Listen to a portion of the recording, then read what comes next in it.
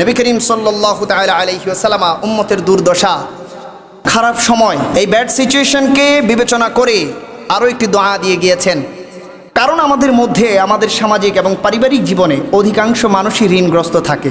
এই যে বড় বড় কোম্পানি দেখেন না, বড় বড় বিভিন্ন প্রজেক্ট দেখেন, বড় বড় কোম্পানি দেখেন, বিশাল বড় বড় অট্টালিকার মালিক, এদের যে যত বড় তার ঋণের পরিমাণও তত বেশি, তার ঋণের পরিমাণ তত বেশি। যেই বেটা 1000 কোটি টাকার মালিক, খোঁজ নিয়ে দেখেন কয়েকশো কোটি টাকা তার ঋণই রয়েছে।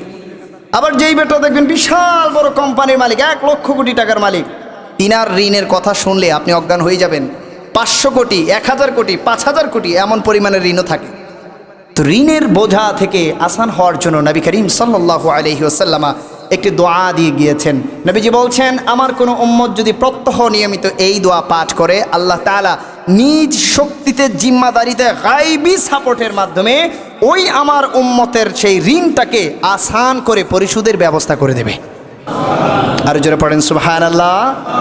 আমার নবী বলছেন, আল্লাহুম্মা কফিনি বিহালালিকা আন হারামিকা ওয়া আগনিনি বিফাদলিকা আম্মান সিওয়াক। উম্মত যদি প্রত্যেক সময় এই দোয়াটা পাঠ করে, আল্লাহ তাআলা তার ঋণটাকে পরিশোধ করার ব্যবস্থা করে দেয়। সুবহানাল্লাহ। আমার সাথে সাথে সবাই পড়বেন, আল্লাহুম্মা কফিনি বিহালালিকা আন হারামিকা ওয়া আগনিনি বিফাদলিকা আম্মান সিওয়াক।